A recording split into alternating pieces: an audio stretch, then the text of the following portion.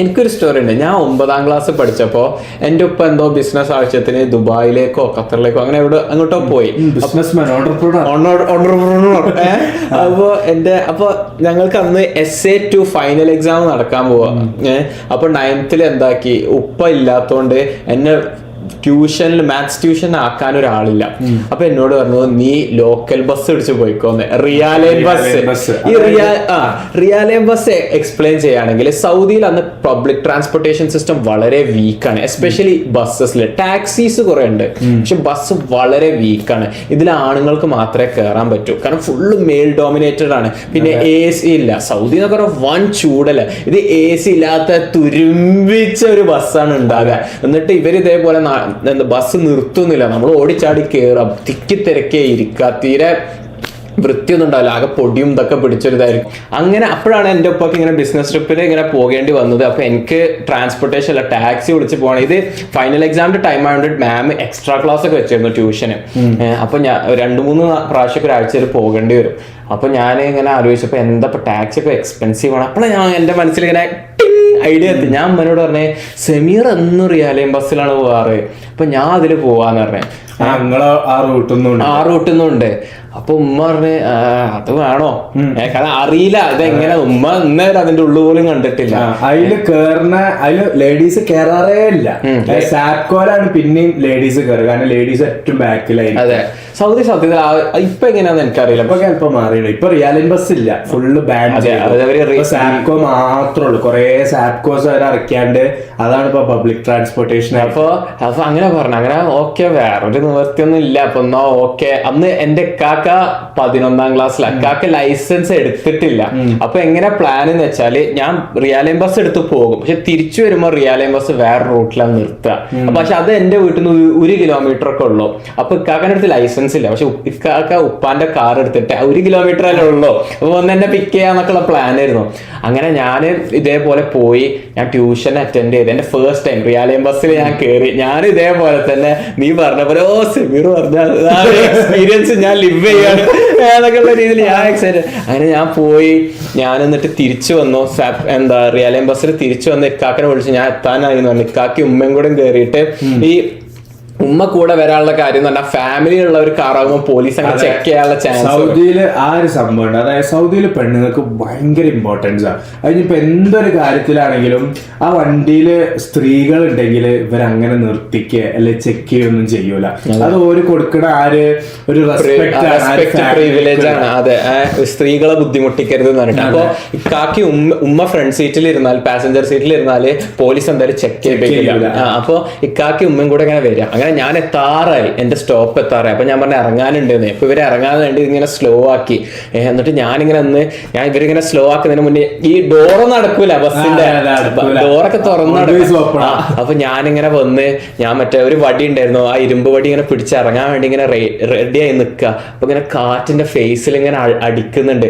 Literally ഞാനൊരു movie സീനിലുള്ള പോലെ എനിക്ക് ഫീൽ ചെയ്തത്. ഒരു മെയിൻ ക്യാരക്ടർ, മറ്റേ നാട് വിട്ടു പോകാതാണ് നമ്മള് വേറൊരു നാട്ടിലൊക്കെ literally life in slow motion എന്നുള്ള പോലെ എനിക്ക് ആ ഒരു നിമിഷം അങ്ങ് ഫീൽ ചെയ്തു. എന്നിട്ട് ഞാൻ അങ്ങനെ ഇറങ്ങാൻ വേണ്ടി കാലങ്ങ് പുറത്ത് വെച്ചതും ഇതിനൊരു മോശം. കാരണം ഈ റിയാലൈൻ ബസ് ഇവര് ഒരിക്കലും കംപ്ലീറ്റ് സ്റ്റോപ്പിലേക്ക് വരില്ല. എനിക്ക് അറിയില്ലായിരുന്നു. ഇവര് സ്ലോ ആക്കുള്ളൂ. അപ്പൊ നമ്മൾ ചാടിയിട്ട് നമ്മളൊന്ന് ജോഗ് ചെയ്യണം ആ ഒരു പേസിൽ. മൊമെന്റം കീപ്പ് ചെയ്താലാണ് ഇനേഷ്യ ഓഫ് മോഷൻ എന്നാണ് സയൻസ് സ്റ്റുഡൻസിന് മനസ്സിലാകും. ഇനേഷ്യ ഓഫ് മോഷൻ കീപ്പ് ചെയ്യാൻ വേണ്ടി നമ്മൾ ബസ്സിന്ന് ഇറങ്ങിയ ഉടനെ നമ്മള് ഒന്ന് ഓടണം, ആ ഒരു സ്പീഡ് കീപ്പ് ചെയ്യണം. ഞാൻ കാലങ്ങ് വെച്ചതും എന്ന് പറഞ്ഞിട്ട് ഞാൻ അങ്ങോട്ട് വീണു.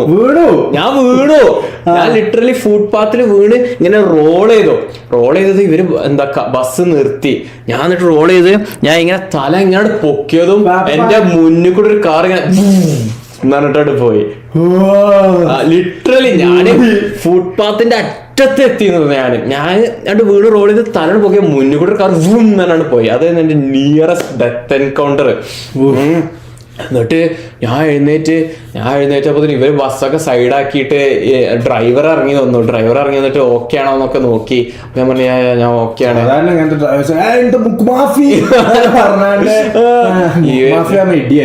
ഇഡിയറ്റ് അതെ ബുദ്ധി ഇല്ലാത്തവെന്നാ അർത്ഥം. അപ്പൊ എന്താ അയാള് വന്നിട്ട് ഓക്കെ ആണോ എന്നൊക്കെ ചോദിച്ചു. അപ്പൊ ഞാൻ പറഞ്ഞു, അപ്പൊ അയാള് പറഞ്ഞു ബസ് സ്റ്റോപ്പ് ചെയ്യണവരെ നീ വെയിറ്റ് ചെയ്യണ്ടെന്നൊക്കെ പറഞ്ഞു എന്നോട്. ഇവര് നിർത്തൂല, എന്നിട്ട് എന്നോട് പറയുന്നേ. ഞാൻ പറഞ്ഞു പ്രശ്നമില്ല എന്നൊക്കെ പറഞ്ഞു. അങ്ങനെ മൂപ്പര് പോയി. അങ്ങനെ ബസ് പോയി. കാക്ക അപ്പൊ എത്തിയില്ല. ഞാൻ ഒന്നും അറിയാത്ത പോലെ എവിഡൻസ് പൊടിയൊക്കെ തട്ടി വേഗം ഫസ്റ്റ് ഡേ ഇനി ഇങ്ങനെ ആയാലും വിടില്ലല്ലോ. ഞാൻ വേഗം പൊടിയൊക്കെ തട്ടി കൈ നോക്കിയപ്പോ കയ്യിന്നൊക്കെ ചോര കുറച്ച് മുറിയൊക്കെ ആയി. അപ്പൊ ചോരൊക്കെ വേഗം വൈപ്പൊക്കെ ചെയ്ത് അങ്ങനെ വെയിറ്റ് ചെയ്ത് കാക്ക വന്ന് വണ്ടി കയറി ബാക്ക് സീറ്റിൽ ഇങ്ങനെ ഇരിക്കുക, ഒന്നും അറിയാത്ത പോലെ. എന്നിട്ട് ഞാൻ ഫോൺ ഇങ്ങനെ പോക്കറ്റിൽ ഇങ്ങനെ കൈയിട്ടപ്പോ ഫോൺ എടുത്ത് ഇങ്ങനെ നോക്കിയപ്പോ ഡിസ്പ്ലേ ക്രാക്കായി ഫുൾ സൈഡ്. എന്റെ അടുത്ത് അന്നത്തെ ഫോൺ എന്ന് പറഞ്ഞാൽ ലെനോവോ A316i ആയിരുന്നു. അത് ആ ഫോൺ എന്ന് വെച്ചാൽ എന്റെ ഉപ്പ എന്നോട്, എന്റെ പേരൻസ് സ്ട്രിക്റ്റ് ആയിരുന്നല്ലോ. അപ്പൊ ഉപ്പ എന്നോട് പറഞ്ഞു, നീ സ്കൂൾ കഴിഞ്ഞ് കോളേജ് പോണ വരെ നിനക്ക് ഫോൺ തരില്ല. സെമീർ എത്രാം ക്ലാസ്സാണ് നിന്റെ ഫസ്റ്റ് ഫോൺ? 7ാം ക്ലാസ് ഫോൺ കിട്ടിയത്. 6ാം ക്ലാസ്. വീട്ടില് വർക്കിംഗ് പാരന്റ്സ് ആയിട്ട് ഇവന്റെ ഉമ്മ വർക്കിംഗ് പാരന്റ്സ് ആണ്, പക്ഷെ ഇവന്റെ കൂടെ അതെ എന്റെ ഉമ്മ ടീച്ചർ ആയിട്ട് സ്കൂളിലേക്ക് പോകുന്നതും വരുന്നൊക്കെ ഒരുമിച്ചാണ്. എന്റെ വീട്ടില് പേരന്റ്സ് ഇല്ലാത്തതുകൊണ്ട് എന്തെങ്കിലും അത്യാവശ്യം എമർജൻസി സിറ്റുവേഷന് വേണ്ടി ആദ്യം എന്റെ അടുത്ത് ഒരു നോക്കിയ ഫോണായിരുന്നു. പിന്നെ കാക്ക നാട്ടിൽ പോയപ്പോ കാക്കന്റെ എസ്ത്ര എനിക്ക് തന്നു, ഞാൻ അപ്ഡേറ്റ് ആയി.